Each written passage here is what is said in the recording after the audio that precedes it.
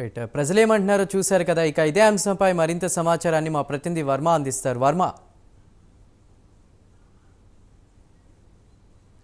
చందు, ప్రస్తుతం ఆంధ్రప్రదేశ్లో అసెంబ్లీ ఎన్నికలు సమీపిస్తున్న తరుణంలో ఇప్పటికే నిన్న ఎలక్షన్ కమిషన్ కూడా డేట్ కూడా ఇచ్చేసిన తర్వాత పవన్ కళ్యాణ్ పిఠాపురం పోటీ ప్రకటన నుంచి రాజకీయాలు రోజు రోజుకి వేడెక్కుతున్న పరిస్థితి. ప్రస్తుతం పిఠాపురం చాలా హాట్గా ఉంది.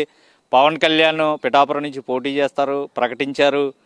అయితే ప్రత్యర్థి ఎవరని నిన్నటి వరకు చూశాక నిన్న వైసీపీ కూడా వంగా గీతని ప్రత్యర్థిగా అయితే నియమించడం, ఇప్పటికే పవన్ కళ్యాణ్ ఓడించేందుకు, ఎందుకంటే ఎన్నికల్లో పోటీ చేసే అభ్యర్థులు ఎవరైనా తానే గెలవాలని చెప్పి సర్వశక్తులు ఒడ్డుతారు, అన్ని ప్రయత్నాలు చేస్తారు. ఏ విధంగానైనా సరే ఏ ప్రలోభాలకి వాళ్ళు ఓటర్లు లొంగుతారో ఆ ప్రలోభాలకి వాళ్ళని లొంగ తీసుకుని ఓటుని తమ వైపుకి తిప్పుకోవాలని ట్రై చేస్తూ ఉంటారు. అయితే ఇది అన్ని రాష్ట్రాల్లోని, దేశంలోని, ప్రపంచంలోని జరుగుతూ ఉన్నా ఇప్పుడు పిఠాపురం నియోజకవర్గంలో మాత్రం అధికార పక్షం ఎన్ని కుయుక్తులు చేయని, ఎన్ని పన్నాగాలు పన్ని, ఎన్ని కుతంత్రాలు చేసినా సరే, ఎన్ని డబ్బులు పంచినా సరే పూర్తిగా వాటిని అన్నింటినీ తీసుకుని ఒకే ఒక వ్యక్తి పవన్ కళ్యాణ్ అయితే గెలిపిస్తాం, 1,00,000 మెజార్టీ అయితే ఇస్తాం ఖచ్చితంగా అని చెప్పి కూడా ప్రకటించినప్పటి నుంచి కూడా అక్కడ ఉన్నటువంటి ప్రజలు, పిఠాపురం నియోజకవర్గ ప్రజలందరూ కూడా చెప్తున్న ఒకే ఒక మాట, పవన్ కళ్యాణ్ విజయం తథ్యం, 1,00,000 మెజారిటీ, రికార్డు మెజారిటీ అయితే పవన్ కళ్యాణ్కి ఇస్తామని చెప్తా ఉన్న పరిస్థితి అయితే ఉన్నాయి. ముఖ్యంగా జనసేన వైసీపీకి మధ్య పూర్తి స్థాయిలో సవాళ్ళు ప్రతి సవాళ్ళు.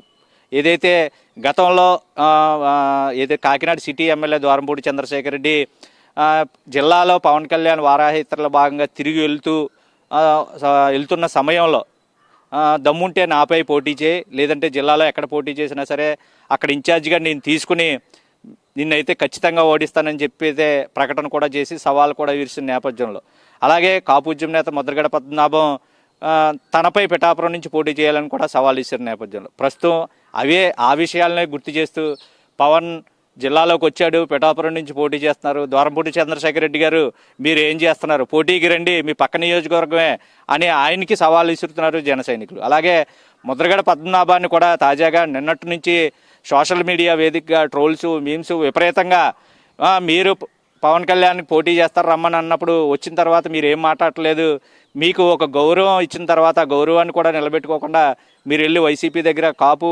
నాయకుల ఆత్మగౌరవాన్ని తాకట్టు పెట్టేశారు అంటూ కూడా సవాళ్ళు విసురుతున్న పరిస్థితి. ఏదైతే జన సైనికులు పూర్తి స్థాయిలో సవాళ్ళకి ప్రతి సవాళ్ళు గతంలో మీరు ప్రకటన చేశారో అవన్నీ గుర్తు చేస్తూ వైసీపీ ప్రభుత్వానికి ఒక ఛాలెంజ్ విసురుతున్న పరిస్థితుల్లో ప్రస్తుతం రాజకీయంగా పిఠాపురం అంతా కూడా సంచలనంగా మారిపోయిన పరిస్థితులు అయితే ఉన్నాయి. ఇప్పటివరకు ఆ సంచలన వ్యాఖ్యల్ని, అక్కడ ఉన్నటువంటి ప్రజల వ్యాఖ్యలను కూడా మనం చూసాం.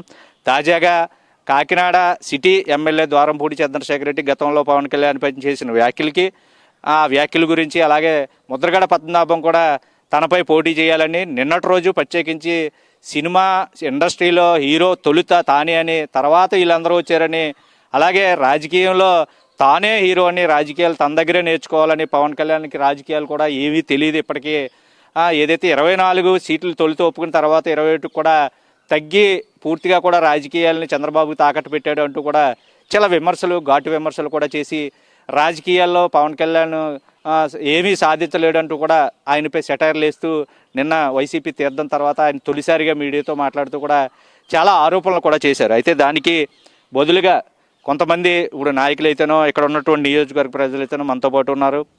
వాళ్ళు ఈ వ్యాఖ్యల పట్ల పవన్ కళ్యాణ్పై చేసిన ముద్రగడ పద్మనాభం అవచ్చు, ద్వారంపూడి చంద్రశేఖర్ రెడ్డి అవచ్చు, మిగతా నాయకులు వైసీపీ పెద్దలు అవచ్చు, వాటిలన్నిటికీ ప్రతిగా కూడా వాళ్ళు సవాళ్ళు విసురుతూ చాలా వాళ్ళు కూడా ప్రతిగానే ఘాటుగా స్పందించిన పట్ల కొంతమంది ఉన్నారు.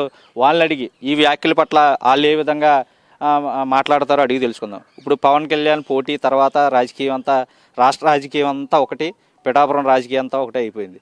ముఖ్యంగా ఆ ప్రకటన తర్వాత నుంచి ద్వారంపూడి చంద్రశేఖర్ రెడ్డిని ముద్రగడ పద్మనాభం వేదికగా చేసుకుని మొత్తం నాయకులైతేనో, జన సైనికులు, నియోజకవర్గ ప్రజలందరూ కూడా ఛాలెంజ్ ఇస్తున్న పరిస్థితి అయితే ఉంది. ఏంటి ఎలా చూడొచ్చు, రాజకీయంగా ఏం జరగబోతోంది?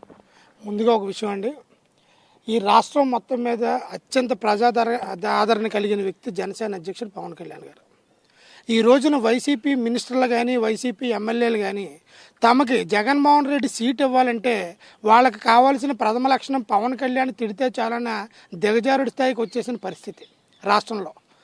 ఆయా శాఖల్లో ఏ మంత్రి కూడా శాఖల్లో ఒక పట్టు లేకుండా పవన్ కళ్యాణ్ వేదికగా చేసుకుని తిడితే జగన్మోహన్ రెడ్డి నాకు సీట్ ఇస్తాడన్న అభద్రతా భావంతో గతంలో వైసీపీలో ఉన్న మంత్రులందరూ కూడా తన పరిపాలనా కాలంలో జగన్మోహన్ రెడ్డి ఆదేశాల ప్రకారం పవన్ కళ్యాణ్ గారిని తిట్టడం జరిగింది.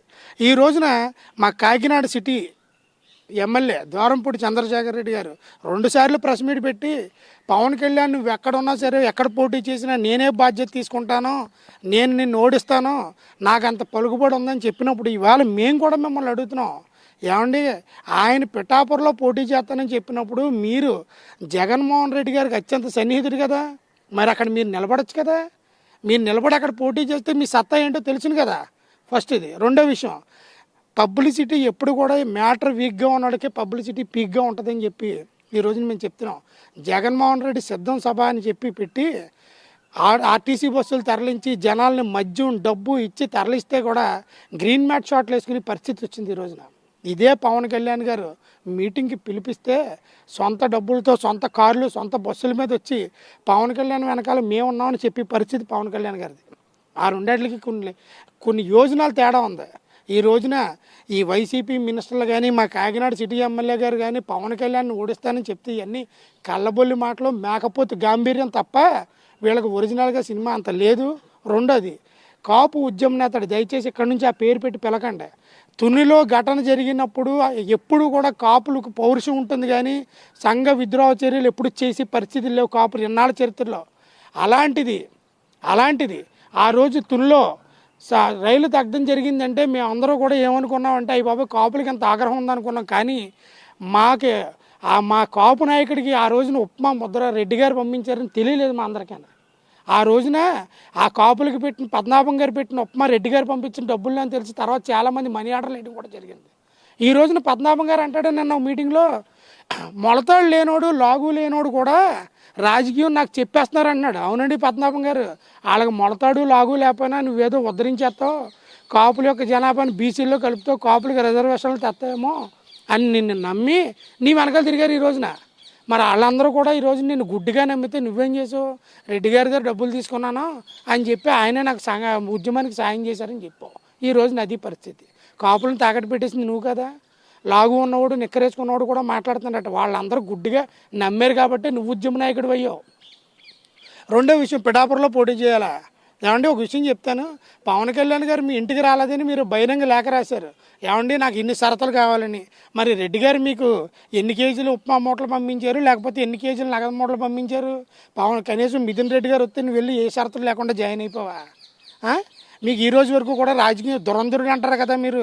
మరి పవన్ కళ్యాణ్ గారి దగ్గరికి వచ్చినప్పటికీ సొంత సామాజిక వర్గం నేత కష్టపడి సొంత డబ్బులతో పెట్టుకున్నప్పుడు మరి కాపు ఉద్యమ నేత అయిన నువ్వు సపోర్ట్ చేయాల్సింది పోయి ఈ రోజు నా ఇంటికి రాలేదు, నాకు ఆంక్షలు ఉన్నాయి, నన్ను పట్టించుకోలేదని చెప్పి మాట్లాడిన నువ్వు ఈ రోజున మిథున్ రెడ్డి గారు చెప్తే ఎటువంటి షరతులు లేకుండా ఎటువంటి కనీసం భరోసా లేకుండా నువ్వు వెళ్ళిపోయి వైసీపీలో కండు వేయించుకుంటావా? మరలా తిరిగి అందరికీ అక్కడ సెక్యూరిటీ ప్రాబ్లం వచ్చింది కాబట్టి నా వెనకాల ఎవరు రావద్దంటావా? మీకు తెలియని విషయం ఏంటంటే మీ వెనకాల ఎవడో లేడు, ఉన్న 10 మంది తప్ప. ఈ రోజున మిమ్మల్ని కాపులు నమ్మి పరిస్థితి పోయింది పద్మనాభం గారు. మీకున్న గౌరవాన్ని ఇంకా దిగజారు చేసుకోకండి. దయచేసి పిఠాపురంలో క్యాంపెయినింగ్ మాత్రం రాకండి. ప్రజలందరూ తిరగబెట్టారనుకుని ఉన్న బరువు కూడా పోతుంది మీకు. ఇవాళ చెప్తున్నాం, అలాంటి పిచ్చి పనులు చేయకండి. ప్రశాంతంగా పత్తిపాడులో కూర్చుని వచ్చిన వాళ్ళకి టీలు కాఫీలు ఇవ్వండి. ఆ వైసీపీ నాయకులు వస్తే మీ ఇంట్లో కూర్చోబెట్టుకోండి. దయచేసి పిఠాపురానికి కానీ వచ్చారనుకోండి, ఆవేశంలో లాగులు మొలతలు లేని కుర్రాలు కొడితే చాలా ఇబ్బంది పడాలి మీరు. రెండో విషయం కూడా చెప్తున్నాం, ఇవాళ వైసీపీ నాయకులకి చాలా సీరియస్గా మేము కూడా చెప్తున్నాం, మేము కూడా చాలా సిద్ధపడి ఉన్నాం. పవన్ కళ్యాణ్ గారిని ఎలా నెగ్గించుకోవాలో మాకు తెలుసు. అదే పవన్ కళ్యాణ్ గారు ఎంతో సంస్కారంతో పెద్దలకు మాట అన్న తప్పేంటని అడిగాడు. ఆయనకున్న సంస్కారం కూడా మీకు లేదండి. ఈ రోజున ప్రలోభాలు పెడతారా? ఎన్ని ప్రలోభాలు పెట్టినా ఓటర్లు అందరూ ప్రశాంతంగా మీరు ఇచ్చిన డబ్బులు తీసుకుని పవన్ కళ్యాణ్ గారికి ఓటేయడం గ్యారంటీ, జనసేన పార్టీని తీసుకురావడం గ్యారంటీ. ఇలాంటి సందర్భాల్లో దయచేసి అనవసరంగా ఇంకా ఎక్కువ సిద్ధం ఫ్లెక్స్లు అవి పెట్టకండి, ఉన్న డబ్బును పాడు చేసుకోకూడదని జగన్మోహన్ రెడ్డి కూడా చెప్తున్నాం. అలాగే ప్రత్యేకంగా వచ్చిన మన చిత్తూరు జిల్లా నుంచి వచ్చిన మిథున్ రెడ్డి గారు కూడా చెప్తున్నాం, దయచేసి 10-20 కారులో రాకండి సార్ ఇక్కడ. ఎందుకంటే మీరు వచ్చి గొడవలు చేద్దామని తని తెవరేసే పరిస్థితులు ఉన్నాయి. గతంలో లాగా మేము ఇప్పుడు కొంచెం అమాయకులం కాదు, ఏదో కొంచెం మాకు కూడా తెలిసి వచ్చినాయి, మీరు చేసినవి అన్నీ తెలిసి వచ్చినాయి.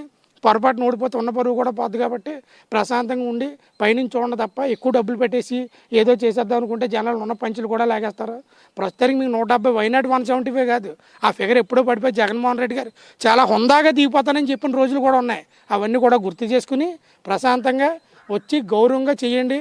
మందు డబ్బు ఎటువంటి ఇన్ఫ్లుయెన్స్ లేకుండా స్వచ్ఛమైన రాజకీయం చేయడానికి పవన్ కళ్యాణ్ గారు వచ్చారు. ఒక రోజు లేట్ అవ్వచ్చేమో కానీ ఆయన రావడం పక్కా, గెలవడం పక్కా, మీ అందరినీ కూడా పరిగెత్తించడం కూడా పక్కా అని కూడా నేను తెలియజేస్తున్నాను. జై జగన్.